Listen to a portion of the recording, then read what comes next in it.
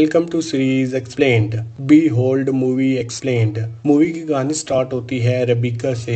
Rebecca एक घर में अकेली रह रही होती है। उसका हस्बैंड पीटर उसे डिवोर्स देना चाहता है। रेबिका थोड़ा सुलह करना चाहती है ताकि उनके बीच जो कुछ भी है वो सब कुछ सही हो जाए, लेकिन पीटर उसे बिल्कुल भी पसंद नहीं करता।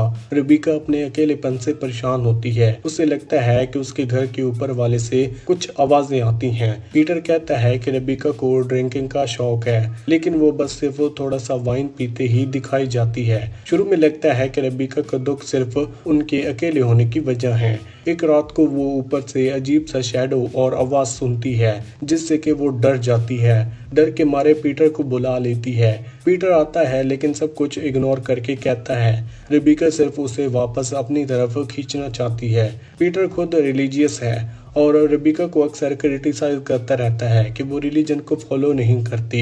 अगली रात पीटर को डिनर पर बुलाती है। उसका प्लान होता है कि शायद उनकी बात बन जाए, लेकिन डिनर पर पीटर उसे डिवोर्स पेपर दे देता है। रेबिका शॉक हो जाती है और दोनों के बीच उनकी बेटी ज़ेचेरी की मौत को लेकर बहस शुरू हो जाती है। रेबिका को डाउट होता है कि ज़ेचेरी की डेथ, जो असल में सुसाइड जैसी दिखाई गई थी, उससे भी ज्यादा डार्क थी। इसी दौरान फिर से अजीब आवाजें और साइन देखते हैं। पीटर चेक करने जाता है और एक ओपोजिज्म उसे काट लेता है। फिर वो कुछ अजीब आवाजें सुनता है जो उसे अमेरिका क्रिस्टल की जुबान लगती है। अब उसे लगता है कि ये आवाज खुद गॉड की है। वो अपना चर्च के दोस्त मरियम को बुलाता है और दोनों फ्रेंजी में आ जाते हैं। रेबिका समझने की कोशिश करती है, लेकिन उसे डर लगता है जब वो देखती है कि पीटर मरियम को सेक्रीफाइस करने का प्लानिंग कर रहा होता है। उसके लिए ये एक होली काम बन जाता है। पीटर कहता है कि रेबिका को भी मरियम की तरह गॉड को अपना लेना चाहिए, लेकिन इस जुनून के बीच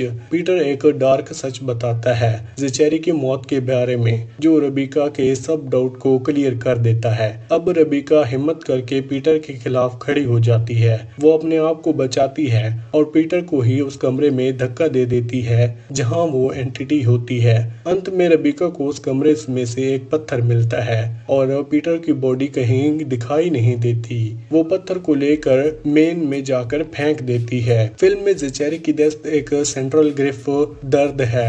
ये दर्द दो तरह से सामने आता है, रेबिका के लिए एक डरावनी एंटिटी के रूप में, पीटर के लिए गॉड के रूप में, क्योंकि वो बहुत ही ज्यादा रिलीजियस था। रेबिका चाहती थी कि सच का सामना करे, चाहे वो कितना भी अगली क्यों ना हो। पीटर सच को इग्नोर करके अपने रिलीजियस का कवर बना लेता है। उसे लगता है कि गॉड ही सब कुछ कर रहा है। इसी वजह से फिल्म का नाम बी होल्ड रखा गया है, मतलब सच को आंखों से देखना।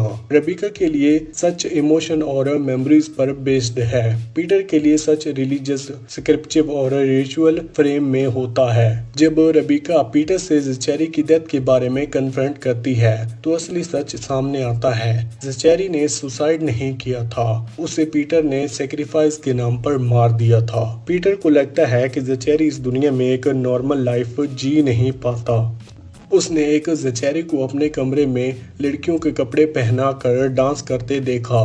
पीटर का स्ट्रिक्ट रिलीजियस बिलीफ के हिसाब से ये गुनाह था, इसलिए उसने खुद फैसला किया कि ज़ेचेरी को मार दिया जाए और ऐसा दिखाया जाए कि ये एक सुसाइड है, लेकिन उसने असल में उसका सेक्रीफाइस किया था। ज़ेचेरी सिर्फ 9 साल का था, अपनी माँ से प्यार करता था, इसलिए सुसाइड करना ऑलमोस्ट इम्पॉसिबल था। पीटर के लिए ज़ेचेरी की डेथ एक तरह से रिलीफ बन गई। उसने ब्लेम रेबिका पर डाल दिया, कहता है कि उसकी अल्कोहल प्रॉब्लम रिस्पॉन्सिबल है, फिर डिवोर्स फाइल करके अपनी जिम्मेदारी से भाग गया। पीटर का रिलीजियस का पादरी जुनून इतना बिल्ड था कि उसे लगता था कि वो अमेरिकी क्रिस्ट की जुबान सुन सकता है और गॉड इंसान की तरह अक्सर सेक्रीफाइस मांगता है। ये डिलीशियस और भी डेंजरस बना देता है। ऐसे लोगों अपनी बेटियों को प्रूफ बनाने के लिए कुछ भी कर सकते हैं, जैसे पीटर ने मरियम को भी मैनिपुलेट किया कि वो गॉड के काम में पार्टनर बन जाए, लेकिन रेबिका जैसे रेजिस्टेंस ही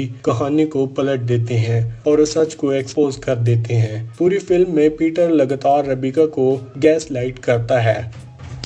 वो उसे फील करवाता है कि वो एक बुरी और कमजोर औरत है जो रिलीजन से भटक गई है। पीटर उसे अक्सर ताना देता है कि पहले वो मिशनरी प्रोजेक्ट में काम करती थी लेकिन अब बस वाइन पीने वाली बन गई है। रेबिका कभी कभी अपने आप पर डाउट करती थी, इसलिए वे पीटर को डिनर पर बुलाती थी एक अच्छी वाइफ बनने की कोशिश के लिए। लेकिन रेबिका अपनी रियलिटी पर कभी भी कॉम्प्रोमाइज नहीं करती। वो एक पॉइंट पर क्लियर देती है, तुम अपनी बाइबल पढ़ो, मैं अपनी वाइन पीऊंगी।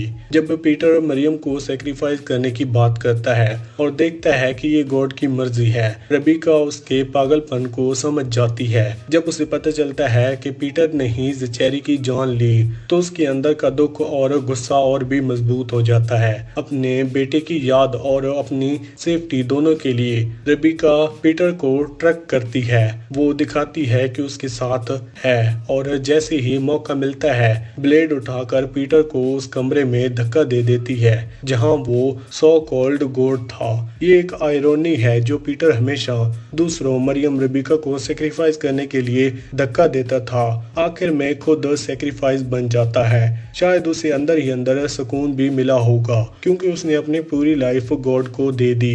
एंडिंग में रेबिका उसे कमरे में एक स्टोन उठाती है। ये स्टोन एक सिंबल हो सकता है या पीटर के पेट्रीफाइड पत्थर जैसा सख्त, या फिर रेबिका के ग्रिफ दुख का बोझ। वो पत्थर को लेकर मेन में फेंक देती है जैसे अपना दर्द और गिल्ट पानी में डुबा दिया हो। ये सुन के उसके लिए क्लोजर बन जाता है एक नई शुरुआत करने के लिए। इसी के साथ ये कहानी यहीं पर एंड होती है। आपको कौन सी मूवी या फिर वेब सीरीज का एक्सप्लेनेशन चाहिए हमें कमेंट सेक्शन में जरूर बताना। वीडियो अच्छी लगी तो वीडियो को लाइक करके चैनल को सब्सक्राइब लाजमी करना। Thanks for watching.